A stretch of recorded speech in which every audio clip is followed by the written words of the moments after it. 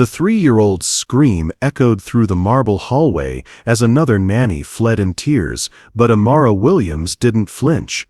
She recognized that sound as a cry for help, not defiance. Welcome back, my beautiful family and friends. If you're ready for a story that will touch your heart and change how you see love, hit subscribe and tell me in the comments where you're watching from, because tomorrow I'm bringing you another incredible tale you won't want to miss. This is about broken hearts, learning to heal together, and how sometimes our greatest losses lead to our most beautiful beginnings. Now let us begin. The morning rain hammered against the floor-to-ceiling windows of the Blackstone mansion, each drop like a judgment against the glass. Amara Williams sat in the back of the hired car, her weathered hands folded over a manila folder containing references she prayed would be enough. At 38, she had loved and lost more than most people twice her age, and the ache in her chest reminded her why she'd sworn off caring for children again. "Ma'am, we're here," the driver announced, his voice cutting through her reverie. The mansion loomed before her like something from a magazine, all sharp angles and cold perfection. No toys scattered the pristine driveway, no chalk drawings decorated the walkway, no signs that children lived here at all. Amara straightened her navy blazer and stepped into the rain. She'd been a nanny for 15 years before everything changed, before little Zara's laugh was silenced forever in that hospital room, before she'd packed away her heart along with the tiny clothes she'd never gotten to use. The front door opened before she could knock. A stern-faced woman in an expensive suit stood there, Mrs. Carlyle, the house manager, according to the email. "Miss Williams, I presume? You're precisely on time. Good." The woman's clipped British accent made everything sound like a reprimand. "Follow me. Mr. Blackstone is in conference calls until noon, so I'll conduct the preliminary interview." They walked through rooms that belonged in museums, not homes. Everything white, silver, and untouchable. Amara's footsteps echoed despite the Persian rugs, and she found herself walking softer, as if the house itself demanded reverence. "I must warn you," Mrs. Carlyle said as they entered a sitting room that felt more like a waiting area. "The children are challenging. We've had 17 nannies in the past 2 years. 17. The number hit Amara like a physical blow. What kind of children drove away 17 caregivers? "The triplets are 3 years old," Mrs. Carlyle continued, settling behind an antique desk. "Lily, James, and Sophie. Their mother died in childbirth, and Mr. Blackstone, well, he provides financially, of course. But he's a very busy man." Of course he was. Amara had worked for busy fathers before, men who thought love could be purchased and delivered like groceries. "May I ask what happened with the previous nannies?" Amara kept her voice steady, professional.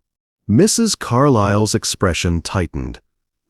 "The children are destructive, willful. They refuse to follow routines. They bite, they throw tantrums that can last hours. The last nanny left yesterday after Sophie locked her in the pantry for 3 hours." Despite herself, Amara almost smiled. A 3-year-old with that kind of strategic thinking? There was intelligence behind that behavior, which meant there was hope. What methods have been tried for discipline? Time-outs, privilege removal, behavior charts. Nothing works. They seem to take pleasure in chaos. Mrs. Carlyle leaned forward. "I'll be frank, Miss Williams. Your references are impeccable, but you haven't worked with children in over 2 years. Why the gap?" The question Amara had been dreading. She touched the small silver locket at her throat, empty now, but once it had held an ultrasound photo of the daughter she'd never gotten to hold. Personal reasons. A family loss. She met Mrs. Carlyle's gaze steadily. "But I'm ready to work again." Before Mrs. Carlyle could respond, a crash echoed from somewhere above them, followed by what sounded like a grown woman crying. Then came the voices. 3 small, defiant voices chanting something that sounded suspiciously like "No more nannies. No more nannies." Mrs. Carlyle closed her eyes briefly. That would be the temp agency girl we called in for this morning. She was supposed to last until you arrived. Another crash. More crying. "Perhaps," Amara said quietly, standing up, "I should meet them now. Miss Williams." "I don't think." But Amara was already moving toward the sound of chaos, her heart beating faster than it had in months. For the first time in 2 years, she felt something other than numbness. Purpose, maybe, or recognition. She climbed the spiral staircase, following the sounds of distress. The crying was coming from behind a closed door, the temporary nanny presumably. But it was the silence from the adjacent room that caught Amara's attention. The watchful, calculating silence of children who were listening, planning, protecting themselves the only way they knew how. Amara paused outside what must be the nursery door, her hand on the brass handle.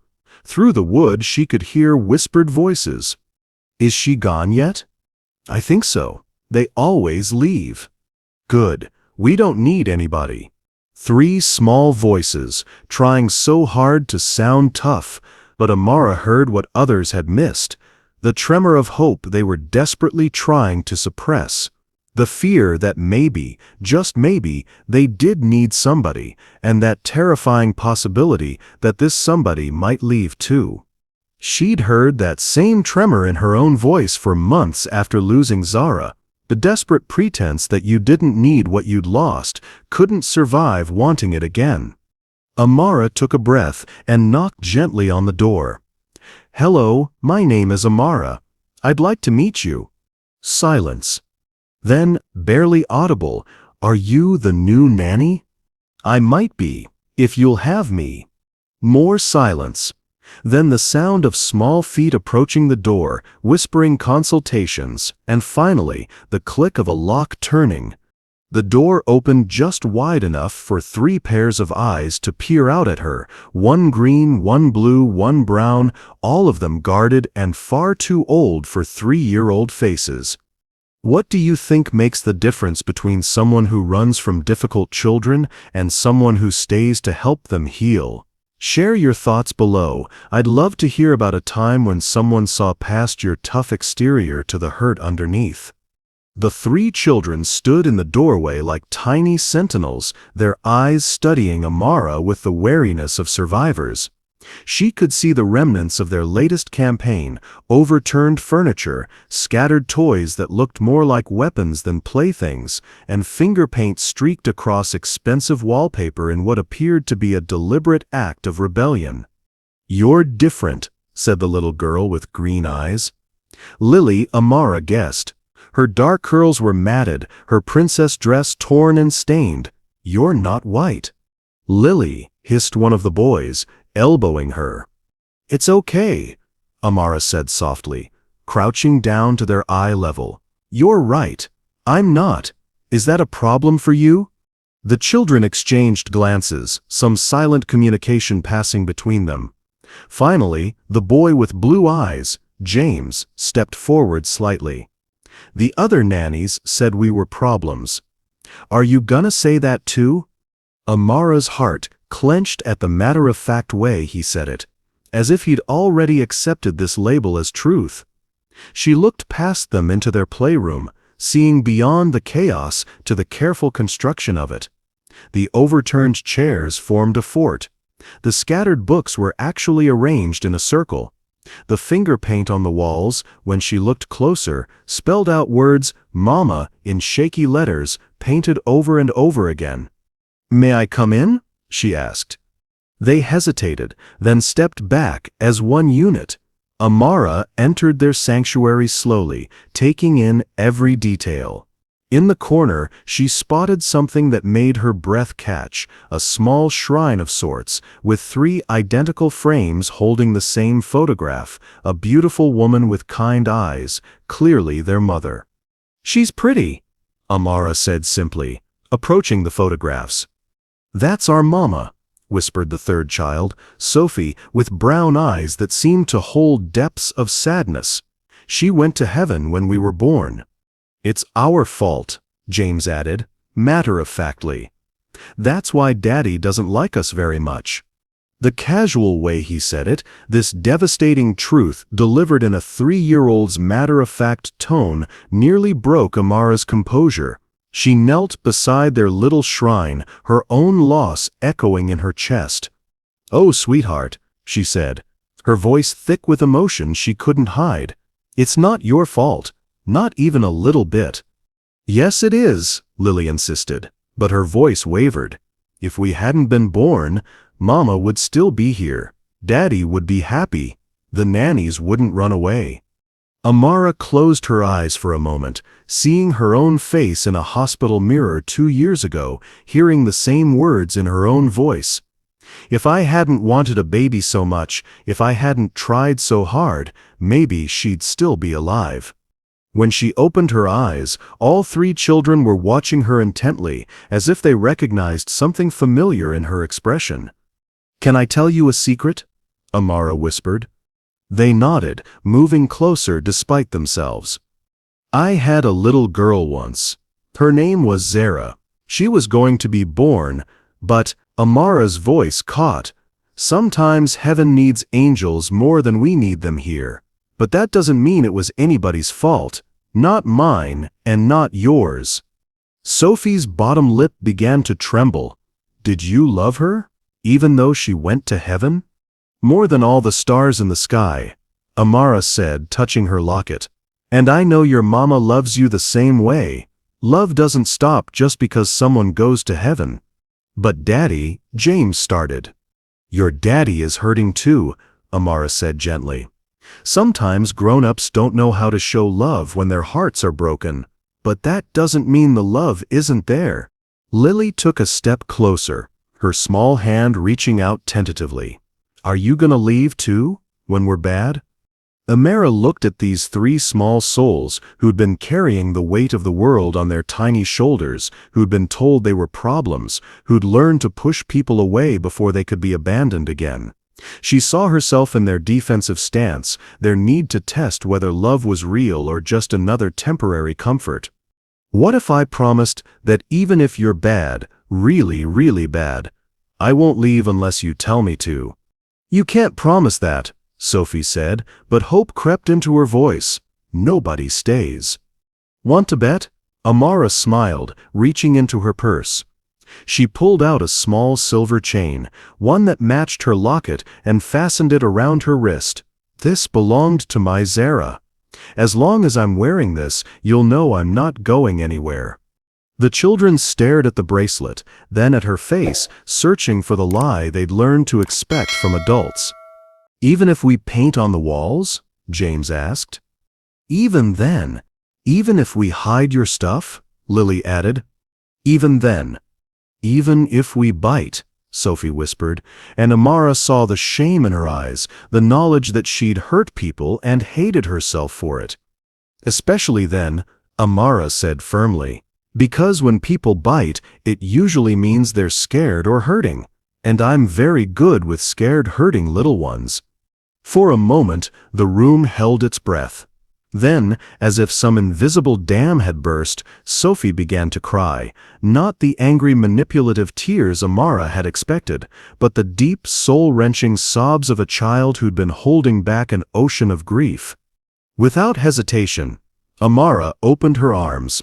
Sophie collapsed into them, followed immediately by James and Lily, and suddenly she was holding all 3 of them as they cried.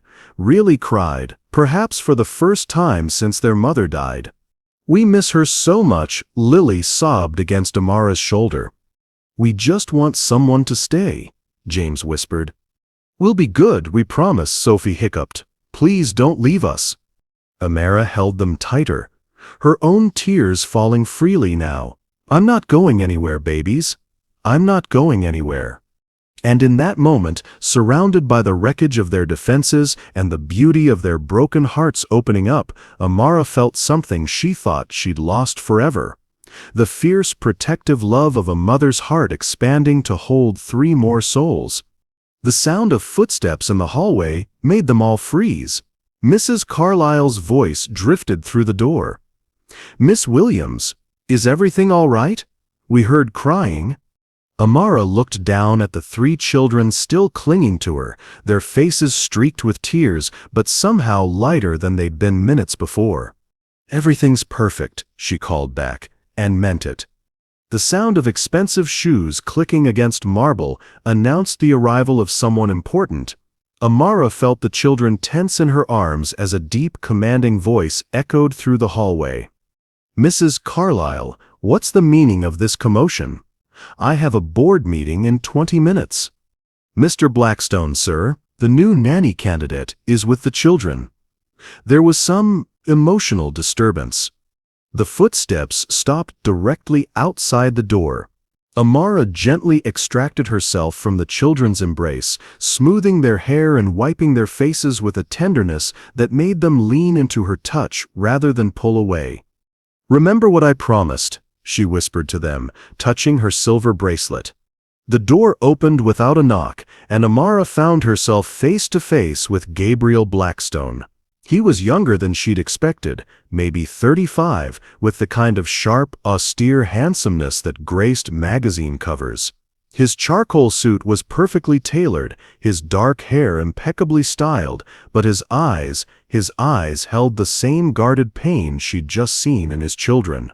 Those eyes swept over the scene, the destroyed playroom, the 3 children huddled protectively around Amara, the tear stains on everyone's faces. "I see," he said coldly. "Another disaster, Mrs. Carlyle. Please prepare Miss Williams' severance." "Daddy, no," Lily burst out, rushing to stand between him and Amara. "She's different. She understands about Mama." Gabriel's face went stone cold at the mention of his wife. "Lily, go to your room. All of you." "Mr. Blackstone." Amara stood slowly, her voice calm but firm. "You may not." His voice could have frozen fire. "I don't know what manipulation tactics you used on my children, but I won't have them subjected to false hope again. They've been through enough." James stepped forward bravely, his small chin raised in defiance that mirrored his father's. "She didn't manipulate us, Daddy. She told us about her little girl who went to heaven too. She understands." Something flickered across Gabriel's face, surprise, then something that looked almost like panic. "What did you tell them?" Amara met his gaze steadily. "The truth that sometimes people we love go to heaven, but it's nobody's fault. That love doesn't stop when someone dies." "How dare you?" Gabriel's voice was dangerously quiet. "You know nothing about my wife, nothing about what this family has endured." "You're right," Amara said simply. "I don't know about your wife, but I know about loss, and I know about children who blame themselves for things beyond their control." "Daddy," Sophie whispered, tugging on his perfectly pressed pants, "please don't make her leave. We like her." Gabriel looked down at his daughter, really looked at her, and Amara saw the exact moment his armor cracked. Sophie's face was cleaner than it had been in weeks, her hair brushed, her eyes bright despite the tear tracks. All 3 children looked settled, calmer than he'd seen them since. He shook his head sharply, rebuilding his walls. "Children form attachments easily. It means nothing." "It means everything," Amara said quietly, "and you know it." "What I know," Gabriel said, his voice rising, "is that 17 qualified professionals have tried and failed with these children. What I know is that false hope is crueler than honest boundaries. What I know is that you've been here less than an hour, and you think you have all the answers." Mrs. Carlyle appeared in the doorway, clearing her throat delicately. "Sir, your board meeting?" "Yes." Gabriel straightened his tie, becoming the untouchable businessman again. "Mrs. Carlyle, please escort Miss Williams out. The children can return to their rooms until the agency sends someone else." No! The word erupted from all three children simultaneously. Lily threw herself at Amara's legs. James grabbed her hand and Sophie began crying again. But this time, it was the desperate wail of a child watching her world collapse again. "Please, Daddy, please," Lily sobbed. "We'll be good. We promise we'll be good." "We won't paint on walls anymore," James added desperately. "We won't bite," Sophie wailed. "Just don't make her leave." Gabriel stood frozen, watching his children fall apart, and Amara saw the war raging behind his eyes. Love battling with fear. Hope wrestling with the terror of risking his heart again. "Gabriel," she said softly, using his first name for the first time. "Look at them, really look at them." He did, and what he saw nearly brought him to his knees. His children, his broken, angry, defensive children, were begging, not manipulating, not demanding, but genuinely begging with their whole hearts exposed. When was the last time they'd wanted anything enough to risk that kind of vulnerability? "They need stability," he said, but his voice lacked conviction now. "Routine, not someone who's going to encourage emotional outbursts." "They need love," Amara replied. "They need someone who sees their pain instead of just their behavior." "Love isn't enough." The words exploded from him with such raw pain that everyone in the room flinched. Love didn't save their mother. Love doesn't fix everything. The silence that followed was deafening. Gabriel's chest heaved as if he'd just run a marathon, his perfectly controlled facade finally cracked wide open. The children stared at him with wide eyes, seeing their father's pain clearly for the first time. Amara stepped closer, her voice gentle. "You're right.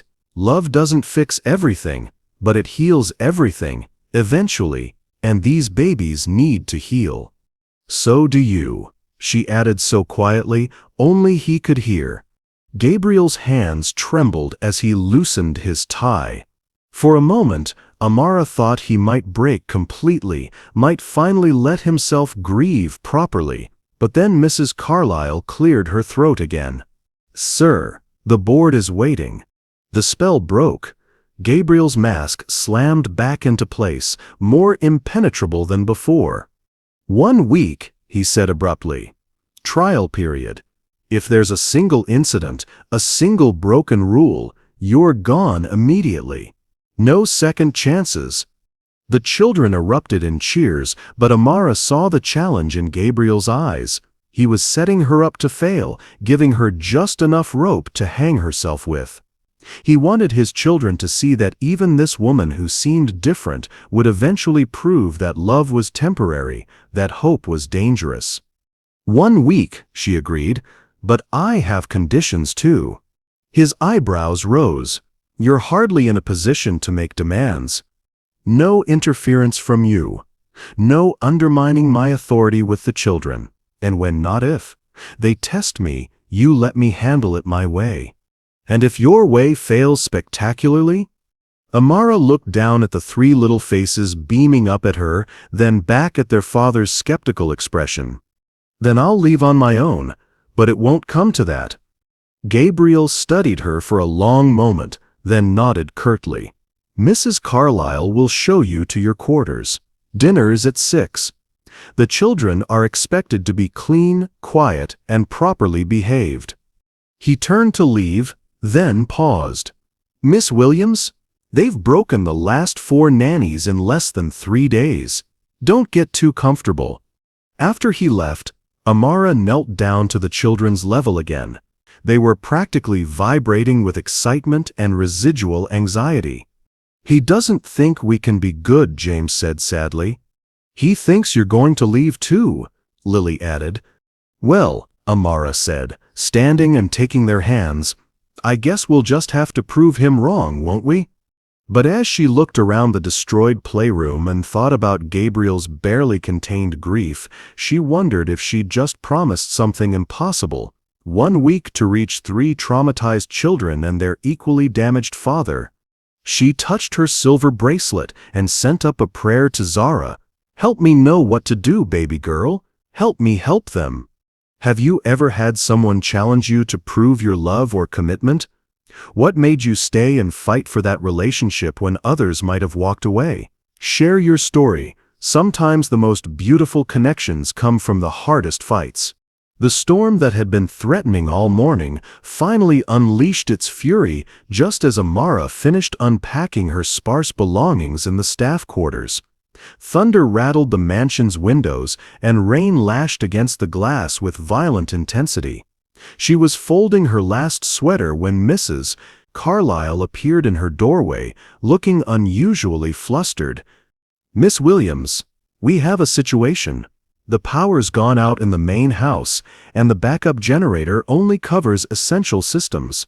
Mr. Blackstone is stranded at the office. Several trees are down across the main road." She paused, wringing her hands. "I'm afraid you'll need to stay with the children tonight. They don't do well in storms." Before Amara could respond, a crash of thunder shook the house, followed immediately by the sound of 3 children screaming in terror. "Where are they?" Amara was already moving. "The nursery. I tried to calm them, but..." Mrs. Carlyle trailed off as another round of screaming echoed through the halls. Amara ran toward the sound, her heart breaking at the raw terror in those little voices. She found them huddled together in the center of their playroom, which had been hastily cleaned since the morning's emotional breakdown. All 3 were sobbing, clutching each other as lightning illuminated their tear-streaked faces. Hey, it's okay," Amara said, rushing to their side. "I'm here." "The loud noises," Sophie wailed, throwing herself into Amara's arms. "Make them stop." "Mama used to sing to us during storms," Lily sobbed. "But she's not here anymore." "And Daddy's not here either," James added, his small body shaking. "Nobody's here." Amara gathered all 3 children close, her heart aching for them. Of course they were terrified. They'd already lost the most important person in their world. Every loud sound probably felt like another threat, another loss waiting to happen. "I'm here," she said firmly, smoothing their hair, "and I'm not going anywhere." But as the storm intensified, the children's terror only grew. Sophie refused to let go of Amara's neck. Lily kept checking the windows as if expecting monsters to crash through, and James stationed himself as their little protector despite being just as frightened as his sisters. "What did your mama sing?" Amara asked softly. "A song about angels," Lily whispered, "but we don't remember all the words." "And her voice was different," James added sadly. "Beautiful." Amara thought for a moment, then began humming softly, a lullaby her own grandmother had sung to her during childhood storms. The melody filled the spaces between thunder crashes, and gradually she felt the children's breathing slow. "That's pretty," Sophie murmured against her shoulder. "My grandmother taught it to me," Amara said. "She said music was stronger than any storm." As if testing that theory, another massive thunder crash shook the house, and the emergency lighting flickered ominously.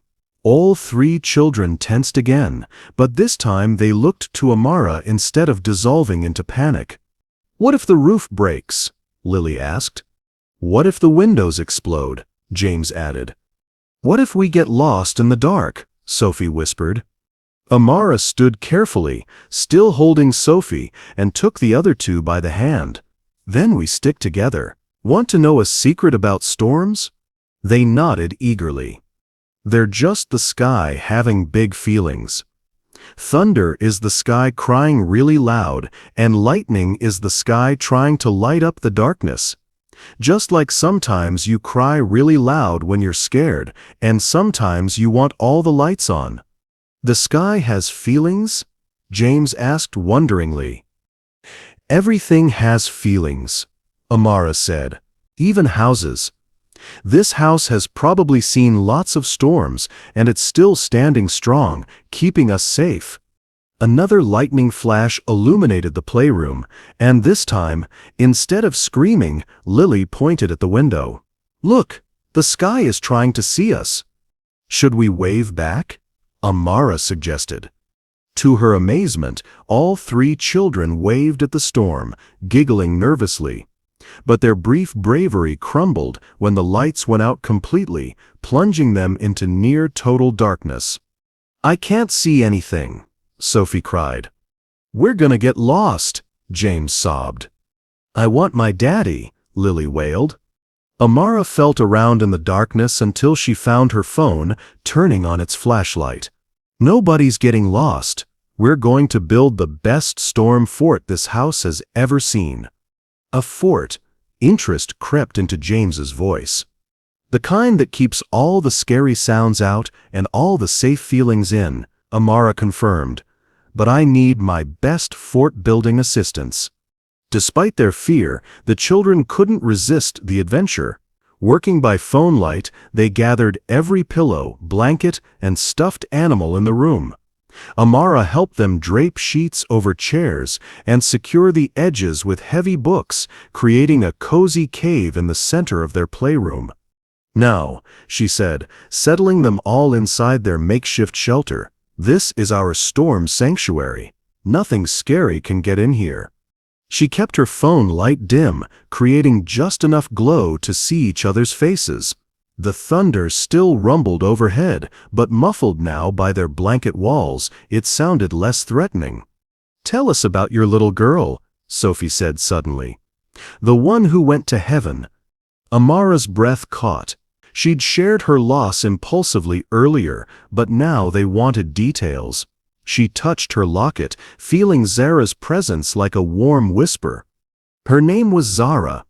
It means flower that blooms in the darkness. I used to talk to her every day, even before she was born. I'd tell her about all the things we'd do together, how I'd teach her to bake cookies, and we'd have tea parties, and I'd read her stories every night." "What happened to her?" Lily asked gently. "Sometimes babies are too special for this world. They're meant to be angels right away." Amara's voice grew soft. "But I still talk to her sometimes. I think she helps me know what to do when I'm taking care of other special children." "Like us?" James asked hopefully. "Especially like you."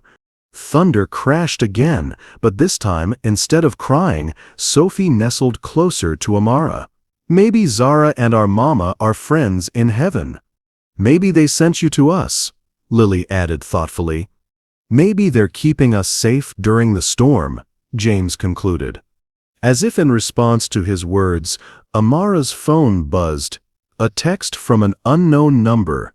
"Are the children all right? Roads still blocked. May not make it home tonight. Gabriel." He'd gotten her number from Mrs. Carlyle, she realized. And despite his coldness earlier, he was worried about his children. She texted back, "They're safe. We built a fort. They're being incredibly brave." His response was immediate. "They hate storms.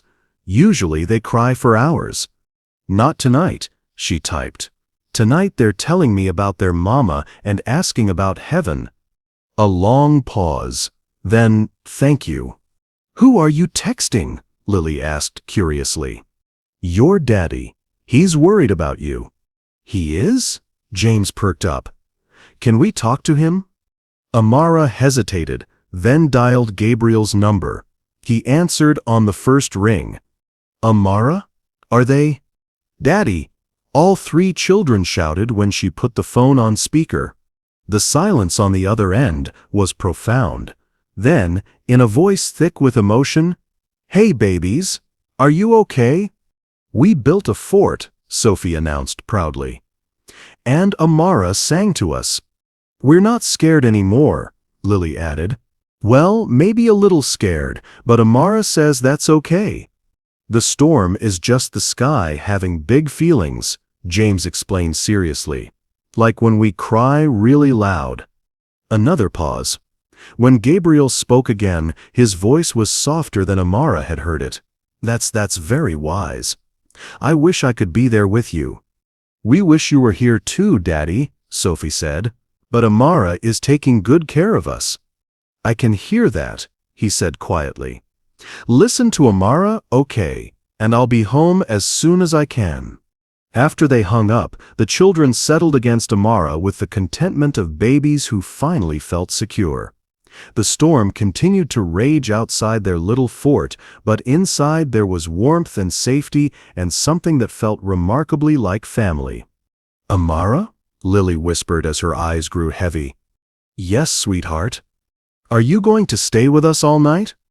"I'm going to stay with you as long as you need me," Amara promised. "Even if we have bad dreams?" James asked. "Especially then." "Even if the storm gets louder?" Sophie added. "Even then." As thunder continued to rumble overhead, Amara held 3 precious souls close and realized that somewhere in the darkness of this storm, walls were coming down, not just the children's walls, but her own, and maybe even Gabriel's. For the first time in 2 years, being needed didn't feel like a burden. It felt like coming home.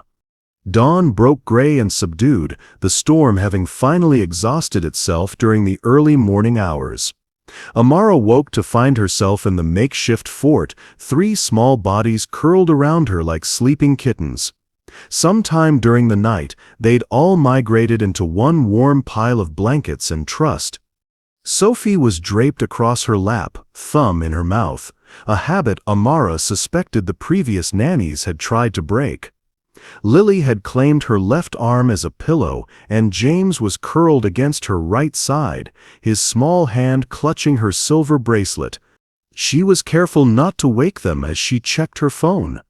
A text from Gabriel, sent at 3:47 a.m. "Roads clear, on my way home. Thank you for staying." The sound of the front door opening echoed through the quiet house, followed by careful footsteps on the marble stairs. Gabriel appeared in the doorway of the playroom, still in yesterday's wrinkled suit, his usually perfect hair disheveled.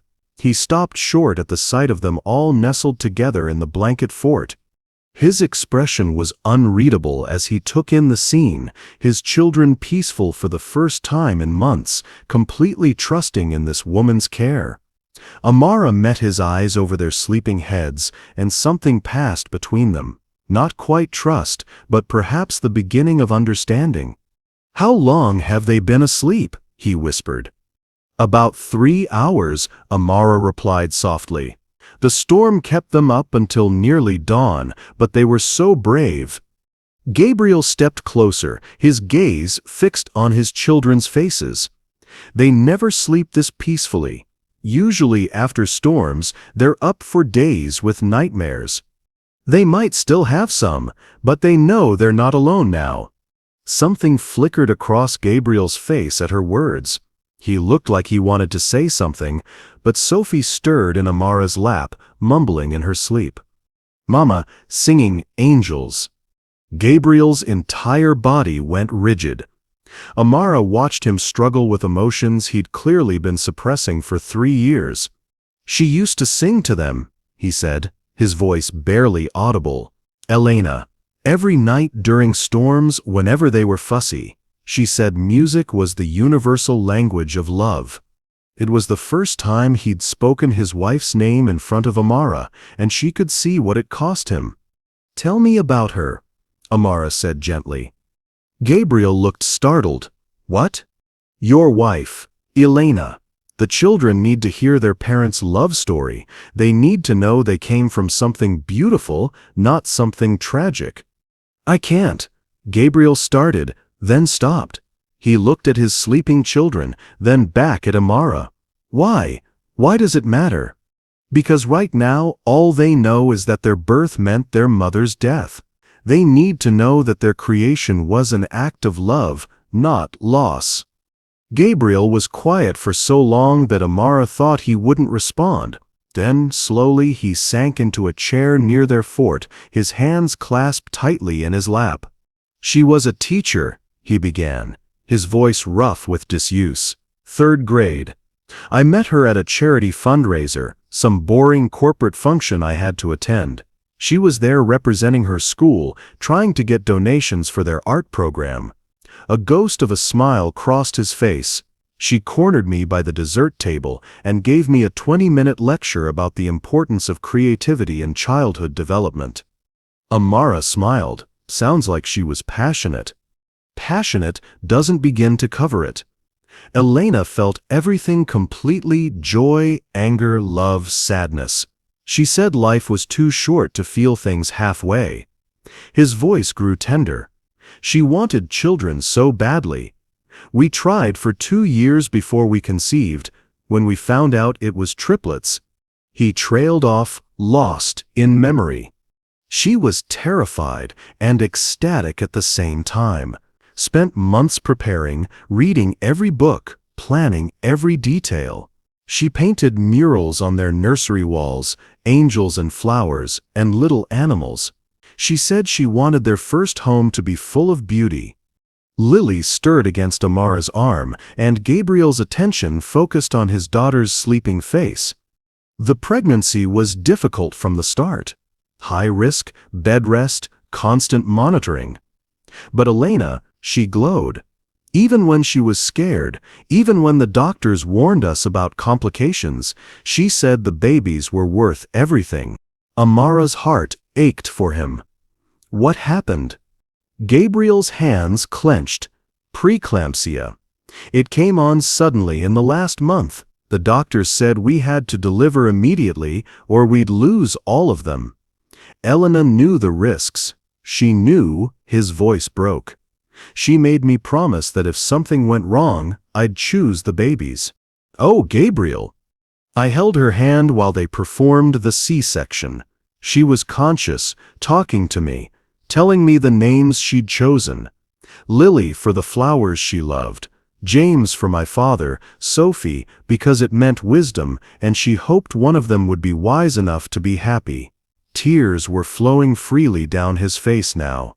She got to see them for maybe 2 minutes before the hemorrhaging started. Amara felt her own tears falling. She sounds incredible. She was everything good in the world, and I let her die. Gabriel? No. I could have chosen her, he said fiercely, but quietly. I could have told the doctors to save her instead, but I kept that promise, and now my children have no mother and I. He stopped, unable to finish. You what? I look at them and I see her. Every day, Lily has her smile, James has her stubborn streak, Sophie has her eyes, and I know they're the best parts of Elena, but all I can think about is what I lost, what I chose to lose. The pain in his voice was so raw that Amara wanted to reach out to him, but she was trapped under sleeping children. So you avoid them, she said gently. I provide for them. I make sure they have everything they need. Except their father's love. Gabriel's head snapped up. I love them more than life itself. But you don't show them that. You show them duty, obligation, distance. Because every time I look at them, I remember her dying. Every time they laugh, I hear her voice. Every time they cry, I remember her last words about wanting them to be happy, and I think about how I've failed her. Amara's heart broke for this man who'd been drowning in grief and guilt for 3 years. What were her last words? Gabriel closed his eyes. Promise me you'll help them remember love is stronger than loss. Promise me you'll teach them that being born was a gift, not a mistake. And have you kept that promise? The silence stretched between them. Finally, Gabriel shook his head. I don't know how.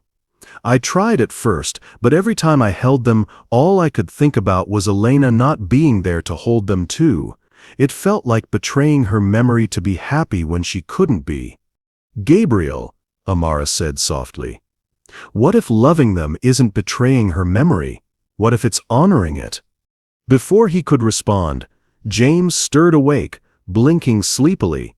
He saw his father sitting nearby, and his face lit up with pure joy. Daddy, you're home. Gabriel's composure cracked completely. Hey buddy, he managed, his voice thick. James carefully extracted himself from the blanket pile and padded over to his father, climbing into his lap without invitation.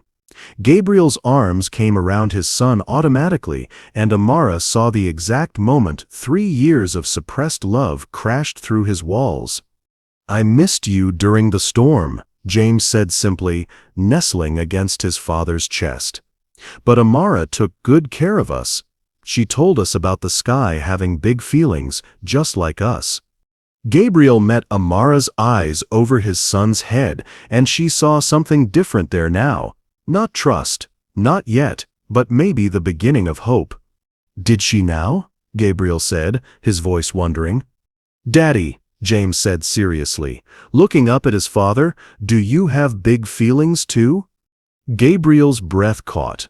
"Yes, buddy. I have very big feelings." "About Mama?" "About Mama. And about you and your sisters. Good feelings or sad feelings?" Gabriel glanced at Amara, who nodded encouragingly. "Both," he said honestly. "Very big, very complicated feelings." James considered this with 3-year-old gravity. "That's okay, Daddy. Amara says having big feelings is normal, even scary ones." "She's very wise," Gabriel said, still looking at Amara. By now, Lily and Sophie were stirring awake, and the sight of their father holding their brother sent them scrambling out of the fort to join the impromptu family huddle. "Group hug," Sophie declared, and suddenly Gabriel found himself surrounded by 3 small bodies and more love than he'd allowed himself to feel in years. Amara watched the reunion with tears in her eyes, seeing Elena's promise finally beginning to be kept. But she also saw the fear still lingering in Gabriel's expression, the terror of opening his heart only to lose again. There was still so much healing to do for all of them. The next few days unfolded like a careful dance between hope and fear. Gabriel had called in sick to work something Mrs. Carlyle whispered had never happened in the 5 years she'd worked for him, and for the first time since Elena's death, the Blackstone mansion felt like a home instead of a museum. It started small.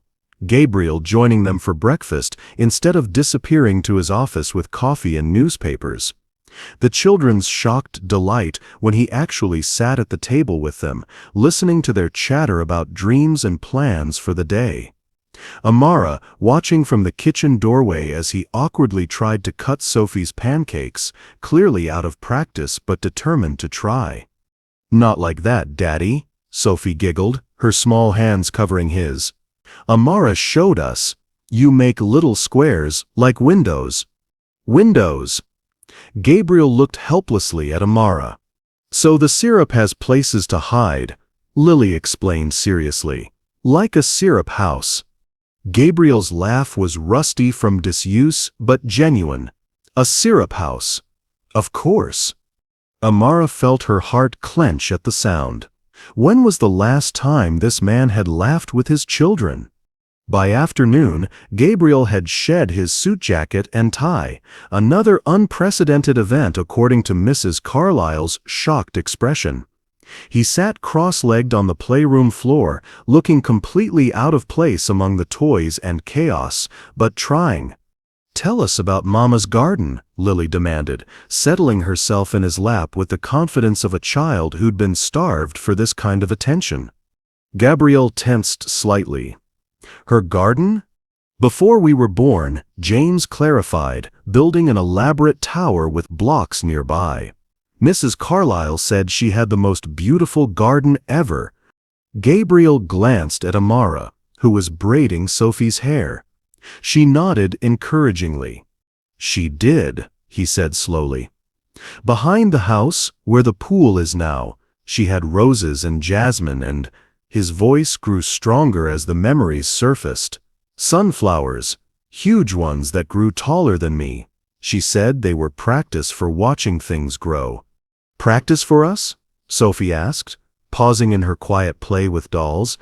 "Practice for you," Gabriel confirmed, smoothing Lily's curls. "She used to talk to them, you know. The flowers. Every morning she'd walk through her garden with her coffee and tell them about her day, her dreams, her hopes for the future. What did she say about us? James stopped building to listen intently. Gabriel was quiet for a moment, then began speaking in a voice soft with memory. She told them she was going to have 3 little sunflowers of her own. 3 beautiful children who would grow tall and strong and bright. She said she couldn't wait to teach you how to plant seeds and watch them bloom. Could we plant a garden? Lily asked suddenly. For Mama? Gabriel's breath caught. The pool. Not there, Amara said gently. But there's space by the east wing. I noticed it yesterday when I was watching you play outside. You'd help us? Sophie asked, hopefully. If your daddy says it's okay. 3 pairs of eyes turned to Gabriel expectantly. Amara could see him struggling. The old instinct to say no, to keep Elena's memory safely locked away, warring with something new. The desire to share her with their children, instead of hoarding her memory like a miser. We could plant sunflowers, he said finally. And the children erupted in cheers. That evening, after dinner and baths and story time, another new tradition Gabriel participated in hesitantly. Amara found him standing in Elena's old office. It had been preserved exactly as she'd left it, down to the coffee mug still sitting on her desk. I haven't been in here since, he said without turning around.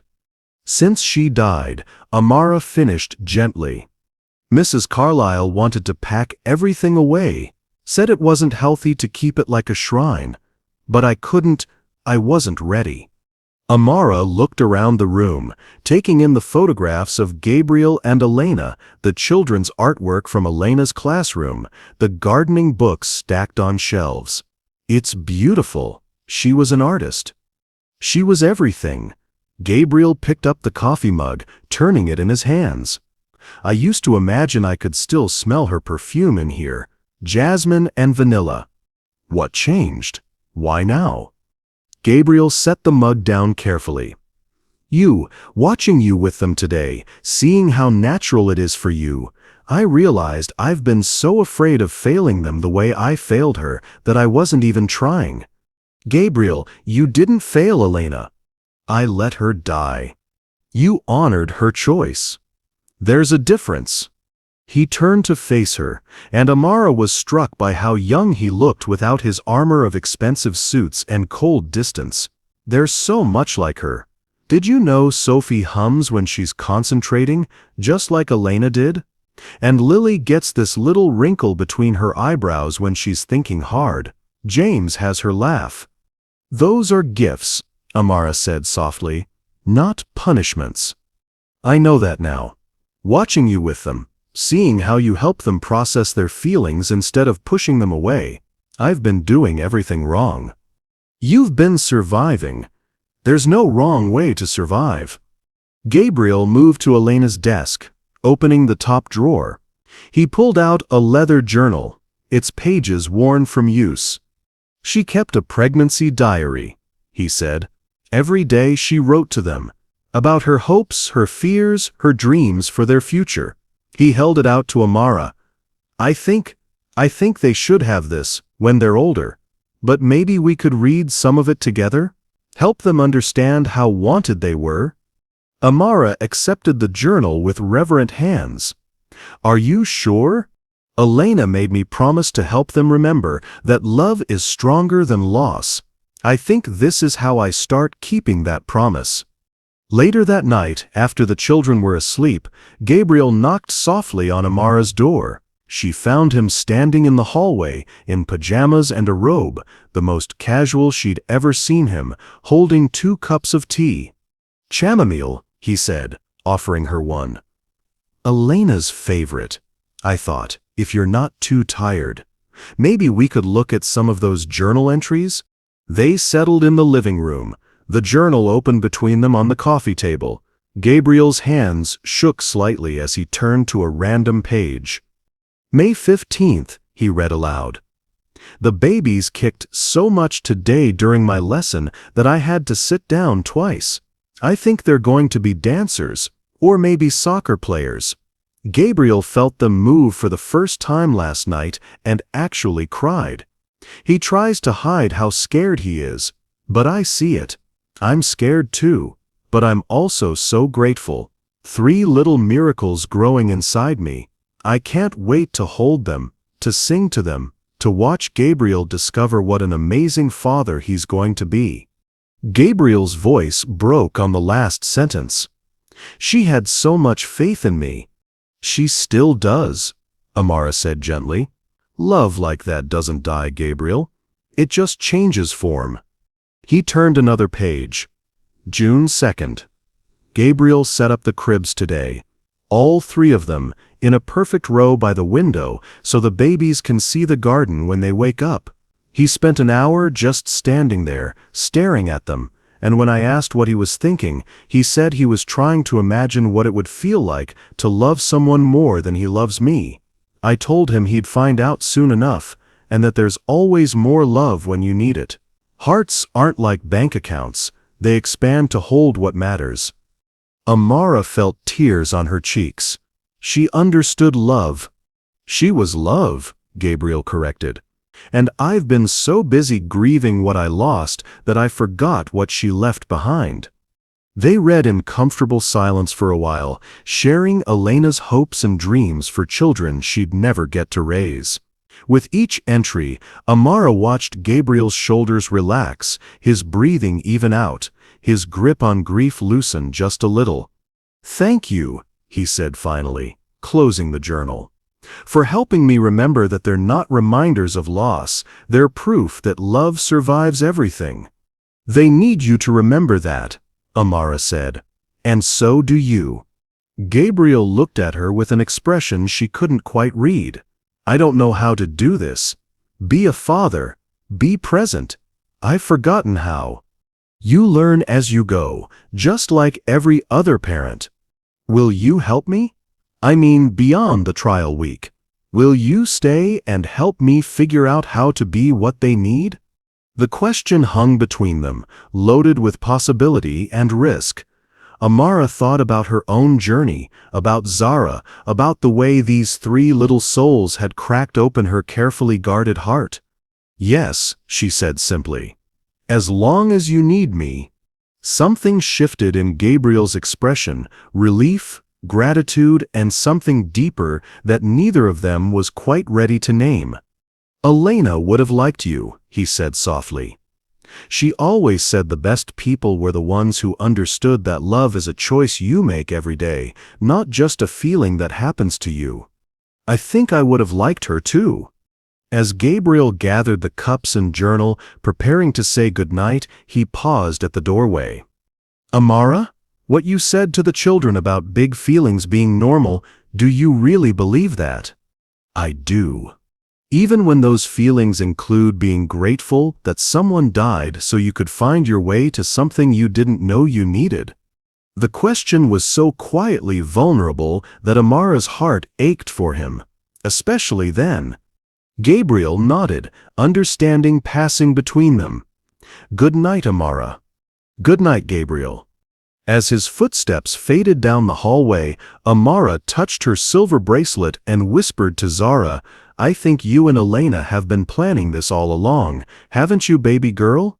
In the silence that followed, she could have sworn she heard the faint sound of children's laughter, carried on a breeze that smelled like jasmine and vanilla. Sometimes the most beautiful families are formed not by blood, but by choice and love. Have you ever experienced a moment when you realized that healing someone else was actually healing you too? Share your story. We'd love to hear how love multiplied in your life when you thought it was lost forever. 2 weeks later, the Blackstone mansion had transformed. Children's laughter echoed through halls that had been silent for 3 years. Finger paintings hung proudly on refrigerator doors. The East Garden was taking shape, with tiny sunflower seedlings pushing through rich soil under Gabriel's surprisingly gentle guidance. Amara had almost begun to believe that healing could be this simple, this beautiful, That love really could conquer all the complicated grief that had divided this family. She should have known it was too good to last. The destruction began with a phone call on a Tuesday morning. Gabriel was in the garden with the children, patiently showing James how to water the seedlings without drowning them, when Mrs. Carlyle appeared with the cordless phone and a grim expression. "Mr. Blackstone, it's your mother-in-law. She says it's urgent." Gabriel's face went ashen. He hadn't spoken to Elena's mother since the funeral, a painful rift that Amara had only heard whispers about. He took the phone with shaking hands. "Victoria. Yes, I know it's been a long time." His voice grew increasingly tense as he listened. "What do you mean you've been investigating? Who told you?" "No, absolutely not. They're happy here. They're thriving." Amara felt ice forming in her stomach as she watched Gabriel's careful progress crumble in real time. "A custody evaluation, Victoria? You can't be serious. They're my children. What do you mean unfit?" No, listen to me." But whoever was on the other end had hung up. Gabriel stood frozen, the phone trembling in his hands, all the color drained from his face. "Daddy?" Lily tugged on his pants, sensing something wrong. Who was that? Gabriel looked down at his children, really looked at them, and Amara saw panic replacing the peace that had taken weeks to build. "Nobody important, sweetheart. Why don't you go inside with Amara? Daddy needs to make some phone calls." The children protested, but Amara gently herded them toward the house, casting worried glances back at Gabriel, who was already dialing furiously on his phone. An hour later, she found him in his office. Papers scattered across his desk, his hair disheveled from running his hands through it. "Gabriel, what's happening?" He looked up at her with wild eyes. "Elena's mother is filing for custody. She claims I'm an unfit father." "That's ridiculous. Anyone can see how much you love them, how much you've changed. Can they?" Gabriel's laugh was bitter, all his old coldness rushing back like a tide. "Because according to Victoria, someone reported that I've been emotionally absent for 3 years, that I've cycled through 17 nannies, that my children are behavioral problems because of my neglect." Amara felt the bottom drop out of her world. Who would report such a thing? Does it matter? It's all true, isn't it? Gabriel stood abruptly, pacing to the window. "I have been absent. I did neglect them. They were behavioral problems because I couldn't figure out how to love them without breaking apart.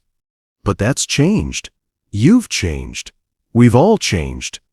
Gabriel spun around, and Amara was shocked by the fury in his eyes, not at her, but at himself. "Have I, or have I just been playing house for 2 weeks while you do all the real work?" "Gabriel, that's not. Isn't it?" His voice rose dangerously. "You're the one who comforts them when they cry. You're the one who knows how to talk to them about their mother.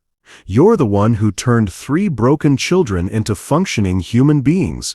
I'm just the man who pays the bills and occasionally shows up to play garden. You're their father. Their father who let their mother die." The words exploded from him with such violence that Amara stepped backward.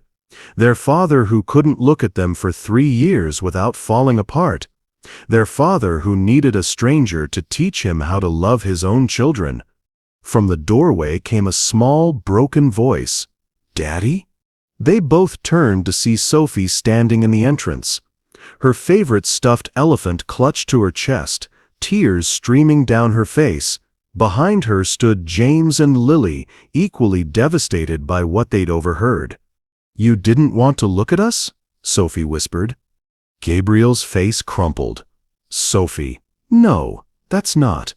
You let Mama die?" James's voice was barely audible. "Is that why you were always gone?" Lily added, her bottom lip trembling. "Because we killed Mama?" "No!" Gabriel rushed toward them, but they shrank back, the first time in weeks they'd retreated from him. "It's not your fault. It was never your fault." "But you said," Sophie began. "I said things I didn't mean because I'm scared and angry, but not at you." "Then why won't you fight for us?" James asked, and the mature question from a 3-year-old's mouth broke everyone's heart. Gabriel dropped to his knees in front of them, reaching out with desperate hands. "I'm not giving up. I would never give up on you." "Yes, you are," Lily said with devastating clarity.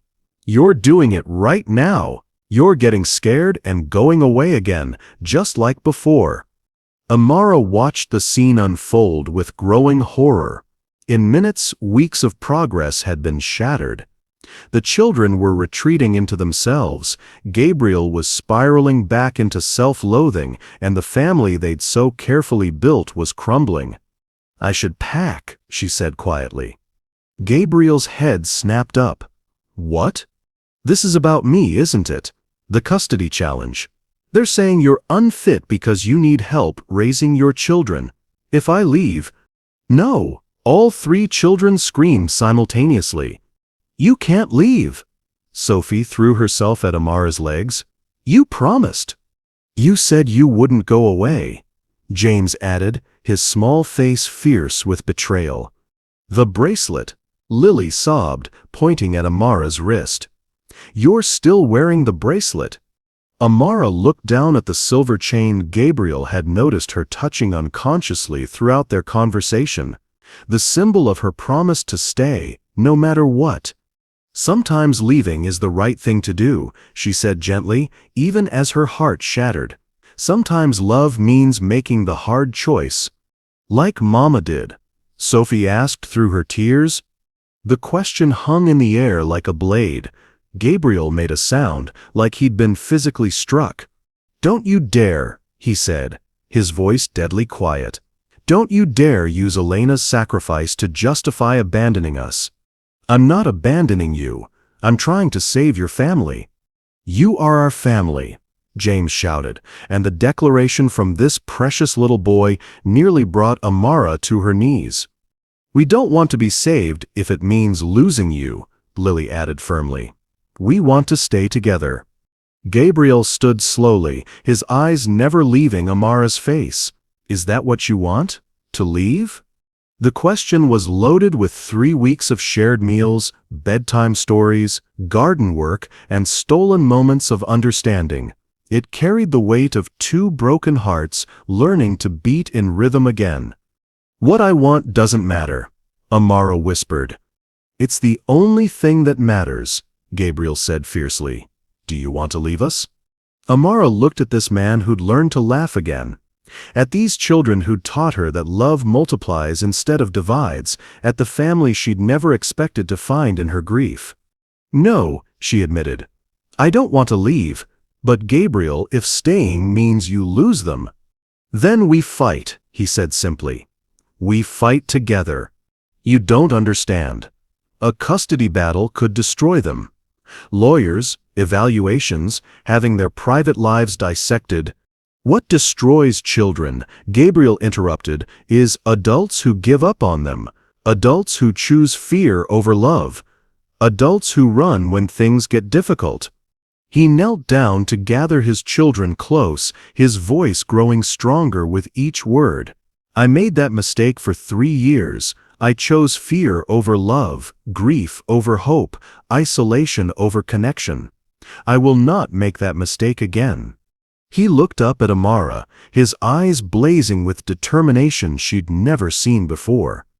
"Elena didn't sacrifice her life so I could spend the rest of mine afraid to live it. She gave me these 3 beautiful souls to love, and she sent you to help me remember how." "Gabriel, I don't care what Victoria thinks. I don't care what lawyers say. I don't care what anyone thinks about our family." His voice carried absolute conviction. "What I care about is that for the first time in 3 years, my children are happy. They laugh, they play, they feel safe to have big feelings and share them. They know they're loved." He stood, still holding his children, and stepped closer to Amara. "And for the first time in 3 years, so do I." The admission hung between them, loaded with implications neither was ready to fully acknowledge. "So, I'm asking you one more time," Gabriel said quietly. "Do you want to leave us?" Amara looked at this family she'd grown to love more than she'd ever thought possible. At Sophie, who'd stopped sucking her thumb because she felt secure. At James, who'd learned that protecting people meant loving them, not fighting the world. At Lily, whose smile could light up rooms and whose fierce loyalty reminded Amara daily that love was a choice. And at Gabriel, who'd learned to be vulnerable again, to share his grief instead of drowning in it, to choose hope over fear. "No," she said firmly, reaching up to touch her silver bracelet. "I don't want to leave. I want to fight, for all of us." Gabriel's smile was radiant with relief and something deeper. "Then that's what we'll do, together." But even as they held each other close, even as the children cheered and hope flickered back to life, Amara couldn't shake the feeling that the real battle was just beginning. Victoria Summers wasn't just any grandmother seeking custody. She was Elena's mother, a woman who'd lost her only child and blamed Gabriel for that loss.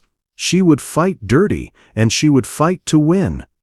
The question was, would love really be enough to keep this fragile, beautiful family together? The custody evaluation took place on a gray October morning, exactly 1 month after Victoria Summers had first called. The Blackstone mansion had been invaded by social workers, child psychologists, and court-appointed observers who moved through their home with clipboards and clinical detachment, reducing their hard-won family bonds to checkmarks on assessment forms. Amara sat in the kitchen with Mrs. Carlyle, both women trying to appear busy while listening to the muffled conversations happening throughout the house. Gabriel was in his office with his lawyer, going over testimony. The children were in the playroom with Dr. Martinez, the child psychologist, being asked questions no 3-year-old should have to answer. "Are you happy living with your daddy? Do you feel safe in this house? Tell me about the lady who takes care of you. Is she nice to you?" Each question felt like a knife in Amara's chest. She could hear the children's voices through the walls, confused, frightened, trying to give the right answers to protect the family they'd finally learned to trust. Mrs. Carlyle set down her tea with shaking hands. 23 years I've worked for this family. I've never seen Mr. Blackstone as happy as he's been these past weeks. Those children are thriving. How can anyone think this isn't in their best interest?" Before Amara could respond, Victoria Summers appeared in the kitchen doorway. Elena's mother was an elegant woman in her 60s, with silver hair and the same green eyes as Lily. But where Lily's eyes sparkled with life and mischief, Victoria's held only cold determination. "Miss Williams, isn't it?" Victoria's voice was cultured, controlled. "I'd like a word." Amara stood slowly. "Of course." They walked to the sunroom, where Victoria positioned herself with military precision. "I want you to understand that this isn't personal. I'm sure you're a lovely person. But my daughter is dead, and my grandchildren deserve better than to be raised by a man who's proven himself incapable of basic parental responsibilities. Gabriel loves those children." "Gabriel loved my daughter too," Victoria interrupted sharply. The accusation hung in the air like poison. Amara felt her own protective instincts flare. "That's not fair. You know the pregnancy complications weren't anyone's fault." "Don't I?" Victoria's smile was arctic. "Elena wanted to terminate when they discovered it was high-risk triplets. Did you know that? The doctors recommended selective reduction, keep one baby, terminate the others to protect Elena's life. But Gabriel insisted they could save everyone. His pride, his arrogance, his refusal to accept that sometimes love means making the hard choice, that's what killed my daughter." Amara felt the ground shift beneath her feet. Gabriel had never mentioned this detail, this impossible choice that must have torn Elena apart. Elena made her own decision. Amara said, but her voice lacked conviction now. Elena made the decision she thought Gabriel wanted her to make. She sacrificed herself because she couldn't bear to disappoint him. Victoria stepped closer, her voice dropping to a whisper. And now he's doing it again. Putting his own needs, his guilt, his desire for redemption, above what's best for those children. That's not true. He's changed. The children are happy. The children are confused. They're bonding with you because you're the first stable adult figure they've had. But what happens when you leave? And you will leave, Miss Williams. They always do. I'm not leaving. Victoria's laugh was cruel. Aren't you? A young woman like you tied down to 3 traumatized children and a man drowning in guilt? How long before you realize you're wasting your life playing house with someone else's family? They're not someone else's family, they're mine. The words came out stronger than Amara had intended, surprising both women. But saying them aloud made something crystallize in her chest, a fierce, protective love that felt like steel. Victoria studied her for a long moment. You really believe that, don't you? I know it. Then prove it, Victoria said suddenly. Walk away now, voluntarily, remove yourself from the equation. Let Gabriel try to parent those children without a crutch, without someone to hide behind. If he's truly changed, if he's truly capable, he should be able to do it alone. Why would I do that? Because if you really love them, you'll want what's best for them. And what's best might be admitting that Gabriel can't do this, that they need a stable home with people who won't abandon them when things get difficult. Victoria pulled an envelope from her purse. I'm prepared to offer you $50,000 to disappear. Tonight, no contact, no forwarding address. Let Gabriel face this evaluation without you propping him up. Amara stared at the envelope like it was a snake. You're asking me to abandon them. I'm asking you to love them enough to let them go. Before Amara could respond, Gabriel's voice cut through the tension like a blade. Get away from her. Both women turned. Gabriel stood in the doorway, his face pale with fury. Behind him, Amara could see his lawyer trying to catch up.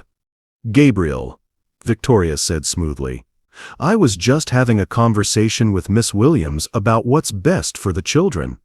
What's best for the children is for you to leave our home, now. Your home?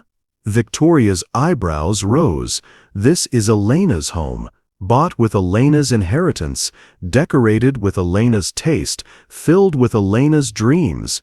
You're just a man playing dress-up in a life that was never really yours. Gabriel flinched as if she'd struck him, and Amara saw 3 years of careful healing threaten to unravel in an instant. That's enough, Amara said firmly, stepping between them. You need to leave. Of course you'd defend him, Victoria sneered. The hired help protecting her meal ticket. I'm not hired help, Amara said quietly. I'm family. Family? Victoria's voice rose. You've known these children for a month. I've loved them since before they were born. I held Elena's hand through every doctor's appointment, every sleepless night, every moment of fear and joy. I was there when she died, calling their names. I am their family. And where were you for the 3 years after? Gabriel's voice was deadly quiet. Where were you when they were crying for their mother? When they were driving away nanny after nanny because they thought everyone would leave them? Where were you when they needed family then? Victoria's composure cracked slightly. I was grieving my daughter, my only child. And I was grieving my wife. But they needed us anyway. They needed us to show up, to love them through the mess, to choose them even when it hurt. Gabriel moved to stand beside Amara, their shoulders touching. Amara showed up. She chose them. She chose us. For how long? Victoria demanded. Until she gets bored? Until she meets someone her own age? Until the novelty wears off? Forever, Amara said simply, "for as long as they'll have me. And if Gabriel relapses into his old patterns? If the grief comes back? If he shuts down again?" Amara looked at Gabriel, seeing the fear in his eyes, not of losing the custody battle, but of proving Victoria right, of failing again. "Then I'll help him find his way back," she said. "That's what family does." "You don't understand what you're promising," Victoria said desperately. "Love isn't enough. Elena loved Gabriel completely, and it killed her. Love doesn't conquer everything." "No," Amara agreed, "but it survives everything. And sometimes survival is enough." The sound of small footsteps interrupted them. All three children appeared in the doorway, having escaped from Dr. Martinez. Their faces were streaked with tears, their hands clutched together for comfort. "Daddy?" Sophie's voice was small.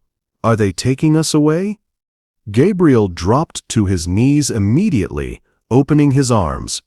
All three children ran to him, and he held them like they were the most precious things in the world.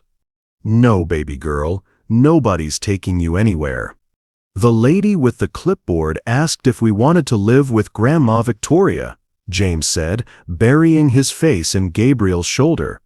"We said no, but she kept asking." "We want to stay here," Lily added firmly. "With you and Amara. This is our home." Victoria watched this reunion with tears in her eyes, and for the first time, Amara saw past her anger to the grief beneath. This woman had lost her daughter and was terrified of losing her grandchildren too.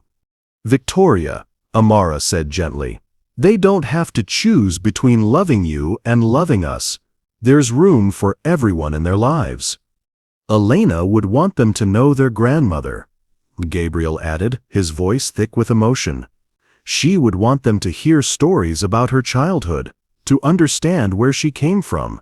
I was wrong to shut you out." Victoria's facade finally cracked completely. I miss her so much. And when I see them, I see what she'll never have. All the moments she'll miss, all the milestones she won't celebrate.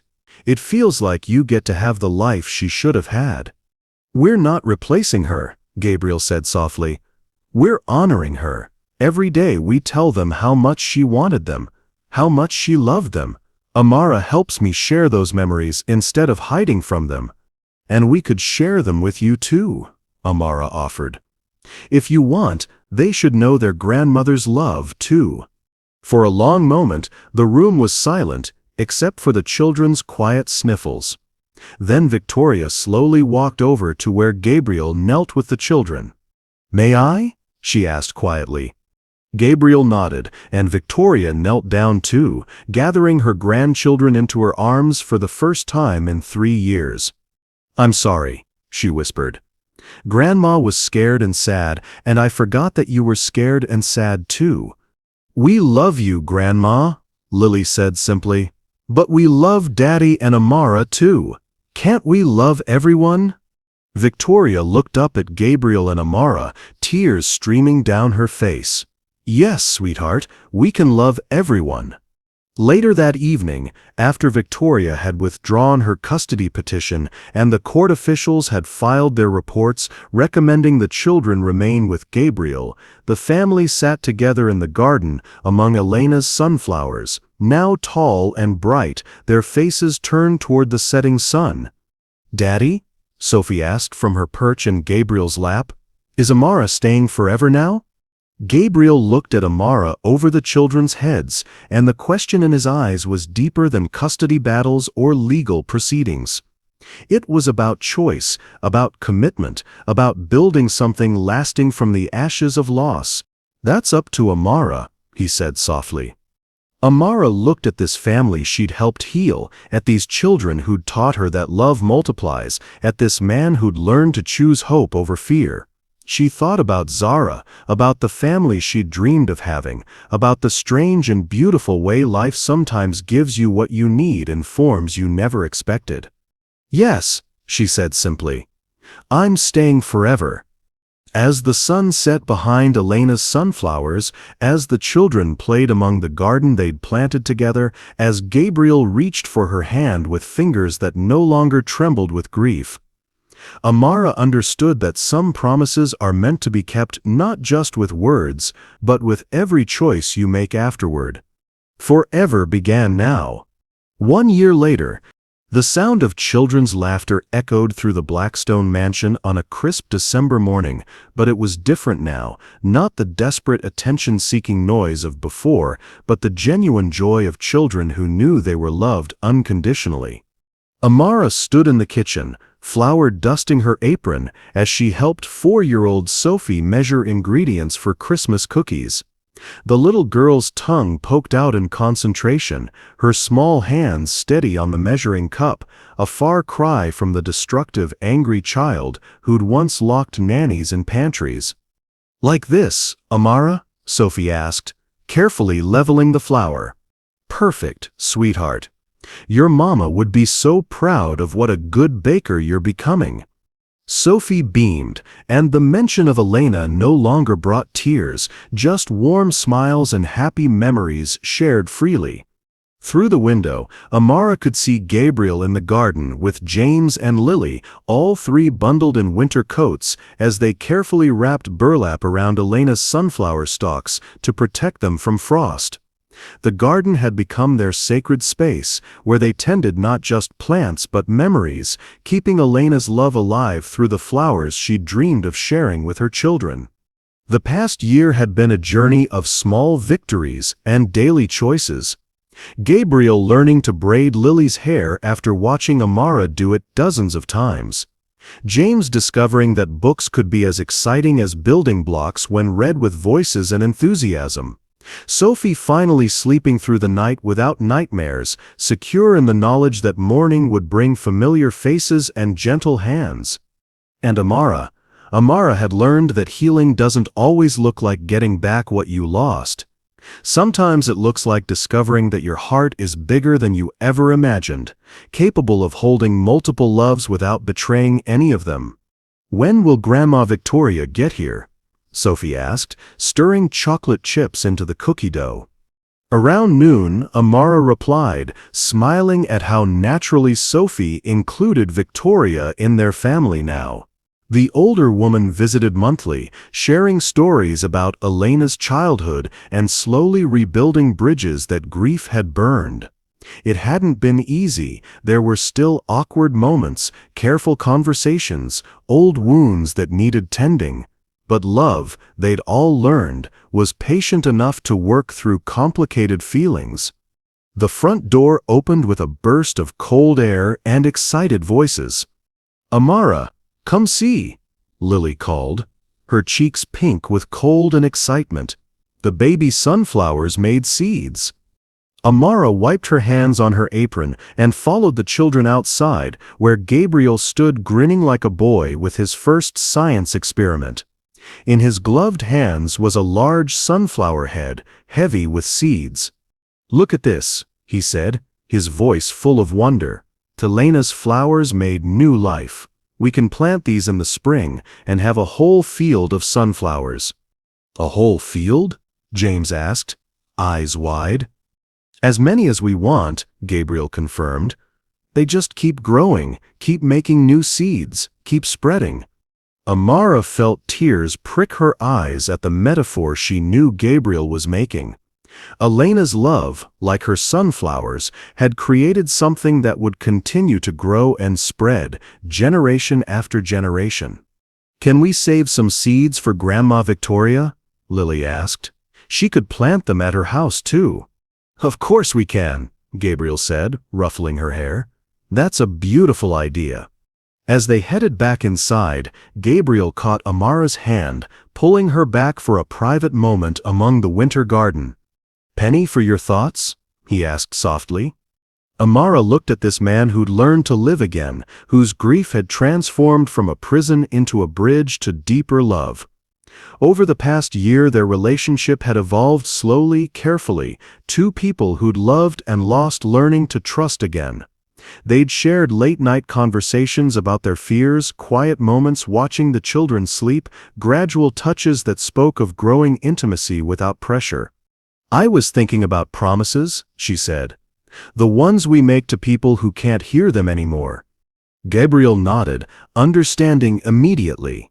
"Elena's promise to me, your promise to Zara. And the new promises we make to each other."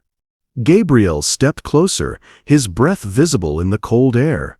Speaking of promises, he reached into his coat pocket and pulled out a small velvet box. Amara's heart stopped. "Gabriel, I know this is complicated," he said quickly. "I know we're already a family in every way that matters. I know you might not be ready or might never want marriage again after everything you've been through.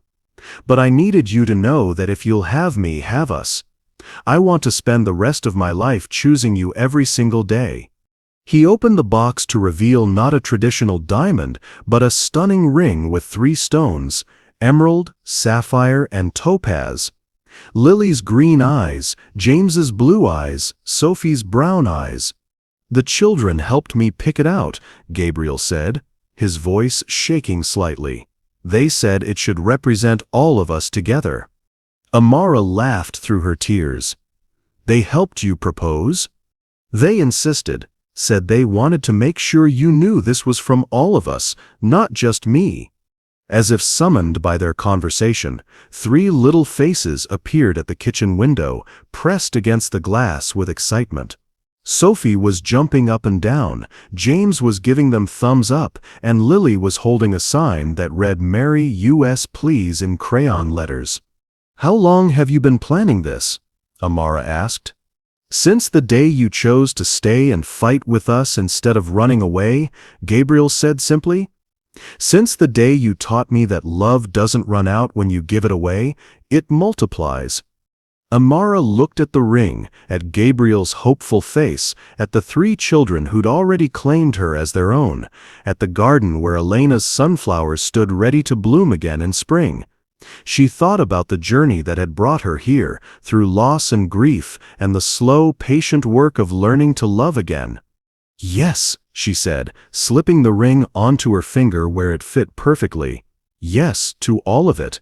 Yes to forever."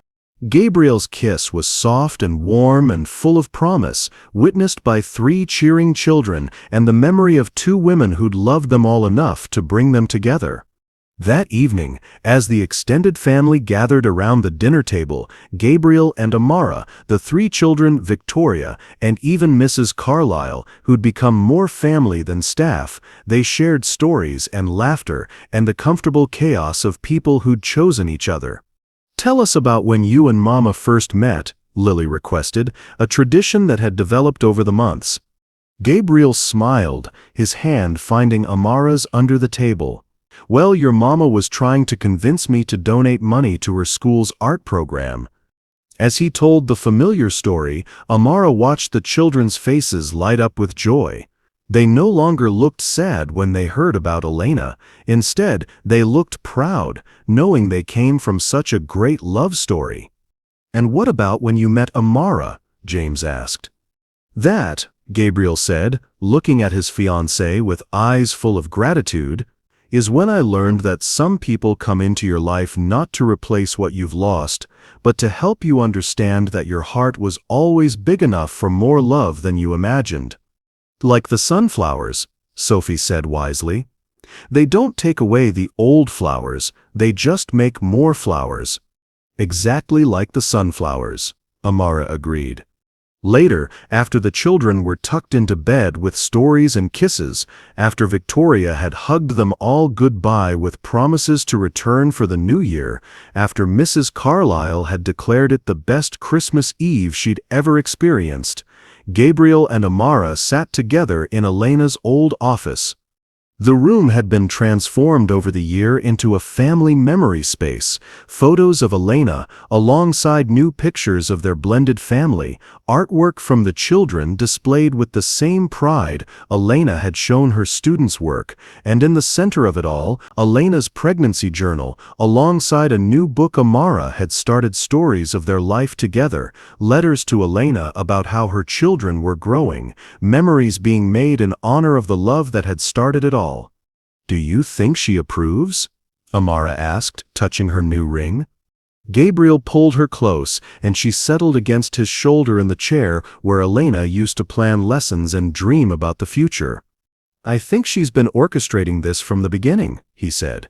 "I think she and Zara have been working together, making sure we found our way to each other. A heavenly matchmaking service." Amara laughed softly. "Something like that." As snow began to fall outside, dusting Elena's garden with gentle white, Amara felt a deep peace settle over her. She'd learned that love wasn't a limited resource, that loving Gabriel and the children didn't diminish her love for Zara, just as Gabriel's love for her didn't dishonor Elena's memory. Love, she'd discovered, was like Elena's sunflowers. Plant it with intention, tend it with care, and it will grow beyond anything you ever imagined possible. "Merry Christmas, my love," Gabriel whispered against her hair. "Merry Christmas," she whispered back, to Gabriel, to the children sleeping upstairs, to Elena and Zara watching over them all. Outside, the snow continued to fall, blanketing the garden where comes spring.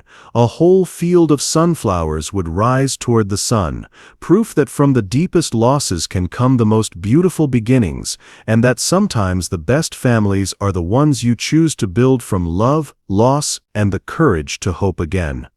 In the quiet of Christmas Eve, surrounded by the evidence of love multiplied rather than divided, Amara Williams, soon to be Amara Blackstone, touched her silver bracelet one last time and knew that every promise she'd ever made had led her exactly where she belonged. Dear readers, what moments in your own life have shown you that love multiplies rather than divides? Have you experienced the beautiful truth that sometimes our greatest losses lead us to our most unexpected blessing? Share your stories of chosen family, second chances, and the courage to love again, because your story might be exactly what someone else needs to hear today. If you enjoyed this story, you will surely love the next one. It's as crazier and more intriguing as you can ever imagine. So do check it out. Click on the image showing on your screen right now to watch the next one. Thank you for watching this story to the end.